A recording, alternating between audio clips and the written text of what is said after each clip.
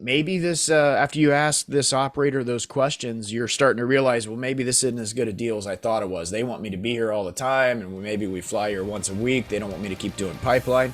Maybe this was the little door you needed open to realize, well, there might be other people out at the airport that want somebody to fly right seat that I Yeah. can do contract for. That's another great question for them is, if you are contract, now you're going to get the, like I was saying before with the networking, but now you're going to have the confidence to go knock on other people's doors and ask them if they need any right seaters.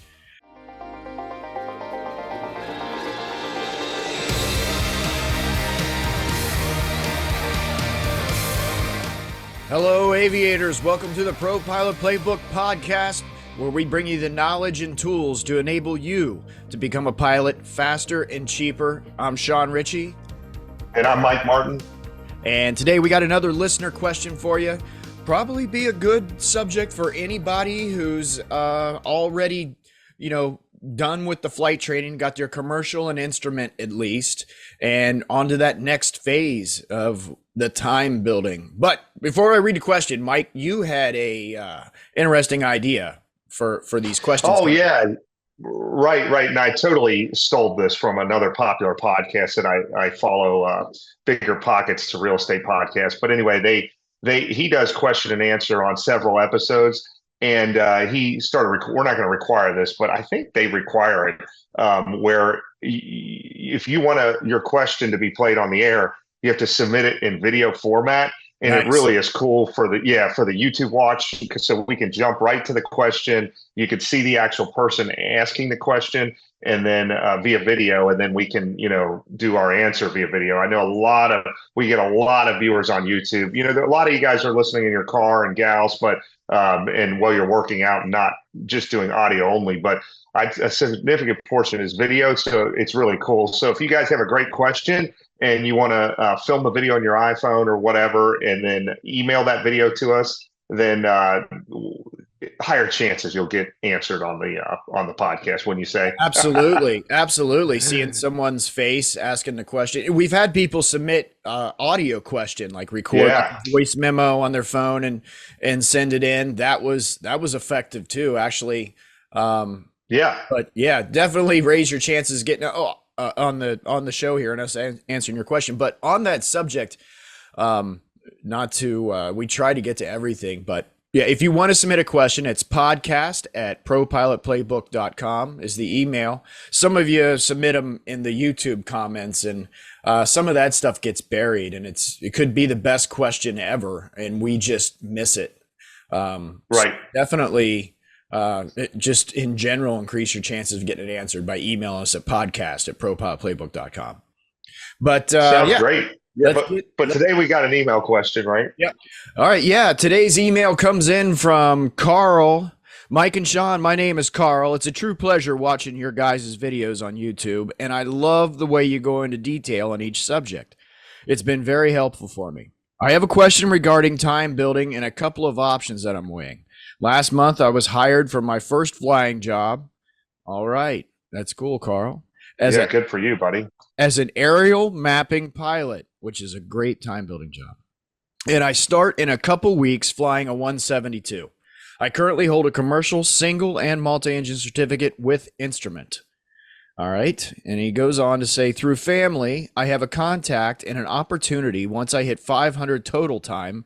He says he's currently sitting at 315 total time to go fly Part 135 and get SIC time in a King Air. My question is, would it be more beneficial to stay with the mapping company and build time up that way, or build time in the Part 135 SIC time in the King Air 90? I hope to hear from you guys soon. So he's asking, basically to go do what we were talking about in the skipping your CFI video of what Jordan was doing in the Right. gym. And he's got two ways to do it, two opportunities. Right. So remember that the goal of that whole thing is to build time. So I guess I'm both of those options are great. Those mapping jobs, I mean, that's an all day thing, like banner towing or flying pipeline. Those are Yeah, great time building jobs, but you get a lot of hours fast. yes, but they're mundane, boring. Um, you're not learning a whole lot, but the name of the game is putting hours in the book. Yeah, yeah. Now that one thing that gets a little tricky with, and I did have to know more details on that King Air operation. So the King Air is a single pilot airplane, That right? C-90 is, yeah, the 90. C-90 is, Yeah. yeah, yeah. It doesn't require a type rating, which that's good. However, So their 135 operation may require two pilots because getting a single pilot 135 is a different okay. ball of wax. If their op specs call for two pilots, now it's legal. He's Now you checked, can log the yeah, time. Yeah, yeah, if he's they're offset. checked Yeah, out. you have to check that. Now, some people, they have these single pilot 135 certificates, and then they allow flight instructors to come as a safety pilot. That Right. gets a little gray, as logging Yep. time, and then maybe if they let you fly when on repositioning legs and stuff, you can log that. But you're definitely not going to get as many hours. Um, Doing something like that. So I guess it depends on the details on that arrangement. By far, experience wise, flying the King Air hands down Right. is way better Yep. experience. Yeah. You're getting out there, you're Uh, seeing what the job's supposed to be like, dealing with passengers, dealing with, different airports every day you fly. You're just not droning along, yes. flying grids in the sky, taking pictures. Um, Yeah, I mean, my first job, I was a flight instructor, and then I flew a Navajo, which is a piston twin corporate Mhm. 135, and that was really good about to address all the things that you're talking I've about been in flying that in the airplane. IFR. I've been in that airplane too. Yeah, yeah, yeah. That And Navajo. then yeah, then I got upgraded to the King Air, and it was like, holy smokes, this thing is sweet. Because now you're flying at much higher altitudes, a Mhm. lot of times around the weather is a lot easier, much higher speeds, you're going further. I mean, it's really a uh, fantastic experience, Oh yeah, and especially coming out of a light twin. You got your multi-engine rating, Carl. Coming out of that light twin, going into that King Air, you're gonna get a taste of what yeah. it's supposed to be like. It's nice So transition before you hit the jets. yeah, yeah, I know what you're thinking, Sean. I can read your mind, and I'm thinking the same thing. It's like I wonder how full time that King Air job really Right. is, and Exactly. really, let's try to do both here, right? Yeah, Is what I'm thinking. that's exactly what I was thinking to push him towards. That's some other thing. Do they have more than just the King Air 90 that they're, looking for a second guy to basically sit there and satisfy somebody's want to see in two heads in the cockpit type thing? Is there an opportunity to they do they also have a jet or something like that? How much is he going to be flying? How many hours is he saying you can get? And explicitly ask him that question. How am I legally logging this time? Is it required in the op specs to have two pilots? But yeah, my first thing is, why can't you do both? Why can't you keep doing your mapping job, and then, especially if it's a contract basis, are they going to make you an actual employee of this company, or are they just going to throw you $400 or $500 for every day you fly with them? If it's the latter, if you're a contract, then absolutely keep flying that, the pictures, the aerial mapping, and Right, go fly with him whenever you can. And the other benefit, I mean, they're both great options. Getting in there with that, sitting in the right seat of that King Air may be more priceless than, I mean, you're going to be introduced to that world. You're going to be out there around the other pilots doing this, and you're going to be the new face at the airport there. Especially if it's a decent sized corporate operation somewhere. What you didn't say what airport you're at, but like if you were, right. um, Networking would be great. like Yeah, Addison Field in Dallas, and every time you pull the airplane out, there's your face, and there's some other guy there. It's got a jet, and his pilot just left. He's looking for a co-pilot. Boom, you're the guy. Networking, totally. huge in this industry is the networking. Yeah, my advice to Karl would be to try and negotiate this situation as best you can. If if the mapping people really need you and they don't want you to leave, then maybe they'll give a little bit and let you take some days off when you have King Air trips, and vice versa. On the King Air, it sounds like it's a family job. Even if I kept the mapping job and I did the King Air job for free, it would be worth it, to just get some time. Because if you're actually logging turbine multi-engine time, that's very, very valuable, very expensive. Valuable Yeah, stuff. Yeah. right, right. And you are going to get some PIC time, even if it's single pilot operation, because there's going to be repositioning and things like that are done where they can let you fly part 91 legs. So yeah, I mean, and then you could put that on your resume. I mean, we suggest, I know in the program, we have some resume advice on there, but one of the things people do is they list types of aircraft flown, on their resume. And even if you only fly that thing, a few times, you can list the C-90B as as an aircraft you have experience in. So Yep. yeah, yeah, and people love those planes. They've been a staple in corporate flying my entire life. And they still work very well for operators that do short trips. They're very reliable. Their operating cost is extremely low, and people see that on your resume. It's one of the things they kind of smile. You might be in an airline interview, and then the chances are the older captain that's interviewing you probably has some King Air time, and he looks at that. Oh, great airplane. There's a few airplanes when people see it on your resume, it's always a conversational piece, and Right. nobody ever complains about the King Air. I mean, Yep. as far as And they're everywhere. They're everywhere they're too. ever So you get some King Air. They're everywhere. You get some King Air experience. You right. could usually walk into a job somewhere pretty easily. Yes, Um, yes, but yeah, I and they're think you fun, got. fun to fly. Yeah, yeah. I think you got a great opportunity, great situation going on right now, Karl. I mean, and if anything, this should give you an idea of a taste of what's out there. Continue maybe this after you ask this operator those questions, you're starting to realize, well, maybe this isn't as good a deal as I thought it was. They want me to be here all the time, and maybe we fly here once a week. They don't want me to keep doing pipeline. Maybe this was the little door you needed open to realize, well, there might be other people out at the airport that want somebody to fly right seat that I Yeah, can do contract for. That's another great question for them is, if you are contract, now you're going to get like I was saying before with the networking, but now you're going to have the confidence to go knock on other people's doors and ask them if they need any right seaters, you know? totally. If you do leave the mapping job altogether, that's what I would do. I wouldn't just have this one King Air. I would have 4 or 5 airplanes over there, operators over there at the airport that I'm in cahoots with, that I come out and fly for them in the right seat whenever I can.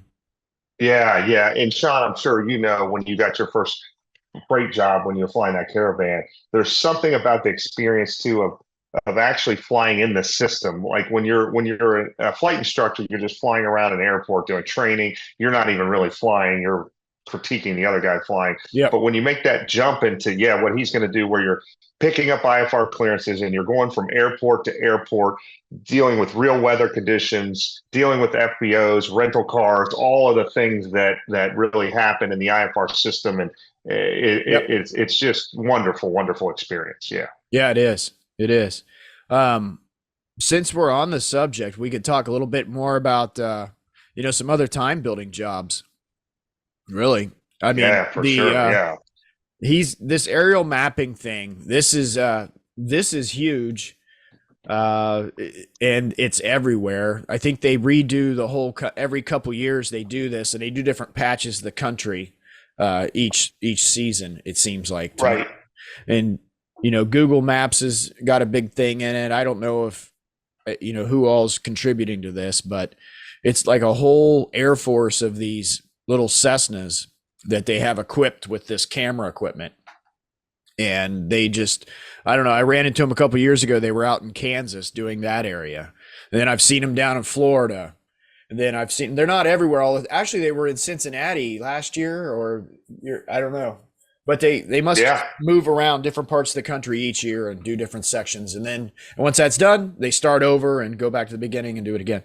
But there's that. And there's also banner towing and skydivers. Those are more fair weather type things. Another one on par with the mapping is flying the pipeline, and those jobs are another type of, you're just flying, looking at these. We've talked about it before on the show, but all oil and gas pipelines that run under the entire country.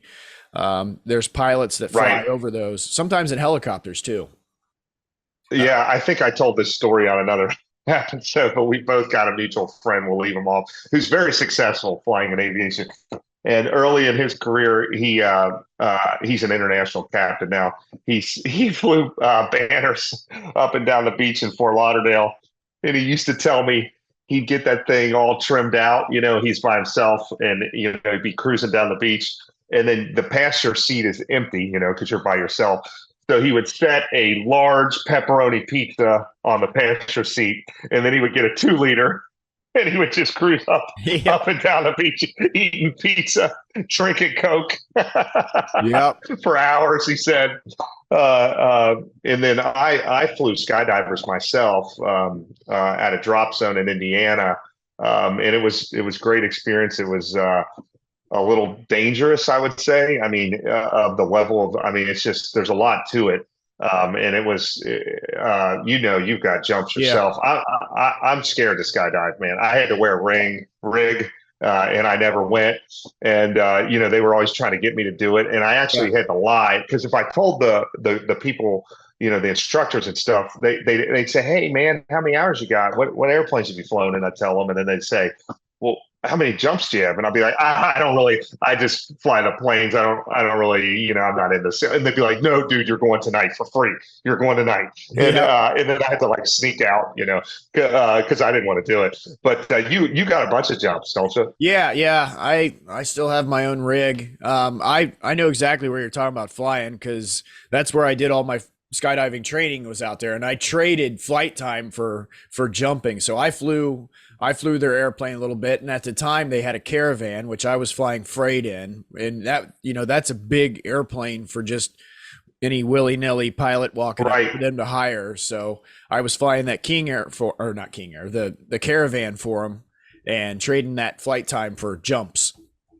Yeah, I love it. I think it's amazing. There's a lot to it, because you tell the jumpers when to release. Right, you got to figure the winds, because you want them to track back to the airport. If you let them get out of the airplane, at the wrong position, depending on the winds aloft, they're not going to make it back to the airport. Yes, yeah. But it's an interesting crowd there, skydivers. Yeah, they are. They're party people. I had a guy behind. They were always clowning around. They're not as serious as right. And I don't know if I told you the story, but I remember this one flight. It was just for a second, but we rotate. We're taking off, and there's a guy behind me. Whatever. And everybody's all jazzed up because they're going flying and stuff. And I'm on climb out flying. It's a big turboprop Beechcraft. And this guy comes up behind me and covers my eyes. Get off of me! Oh yeah. Oh man, some of those guys have no fear. I mean, as soon as the drop zone closes, whatever time that is, like 6 p.m. 7 p.m., the beer light comes on. They got a light that they turn on. There's no more jumps. There's no more flying. We're just drinking. And then they all they get a big bonfire going, and they all stay up and get hammered drunk. And I'll be out there the next morning, get ready to fly them. And, over and stuff. And they're like, "It's all right. Nothing blows a hangover out of you like jumping out of an airplane." Get that adrenaline going. Oh, man. But yeah, we're digressing. But that's a great question. And, there's a lot of opportunity now. We always recommend flight instructing for time building. That's traditionally the first rung in the ladder of your time building, or your first aviation job. And That is still the most highly recommended, Mike. Like I just cut you off, like you were probably about to say. Yeah. No, But no, no. Yeah. the only caveat with the whole reason why, Mike, you and I started this whole skip your CFI thing was because that doesn't work if you're a flight instructor out in the middle of Kansas or some rural spot in Missouri. I mean, Right. unless you're at one of these high-end hoagie outfits like ATP, American Flyers, in a state that has good weather year round. I mean, Right. if you're at one of those schools, especially the accelerated schools like ATP, where it's built in for you to become an employee, they're already planning on you being one of their employees Right. by the time you get your certs. It's going to be difficult to get that time. But those schools, you'll get so much time, you'll probably time out. I mean, Right. if you do it right, you could reach your maximum of 8 hours of instruction in one day and 100%. have to come back tomorrow. But Yeah. yeah, great question, Karl. And I think you're in an awesome spot. Ideally, when I'm an interviewer, you like to see a mixture of everything. That's why we're kind of Sure.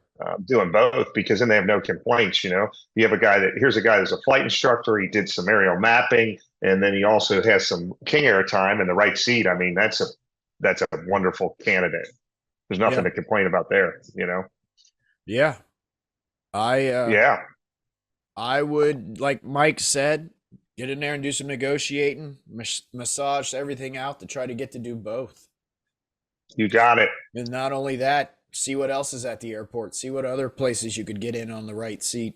But that steady time coming in from the mapping, that's good stuff. Yep. But I'd like to leave everybody with a couple thoughts here. So taking action is key. We always say that. We appreciate you watching this podcast. And launching your career, that's always a key. There'll be some twists and turns in your career, just like we had with this question here. And hopefully this podcast helps you. We have a course that can help you even more. And I'll leave you with a quote from the great Jim Rome. He said, Jim Rome.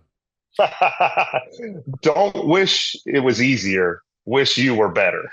Love that quote, man. So good. So you guys hang in there. And Karl, thanks for the question. I'm sure you're going to have a great career.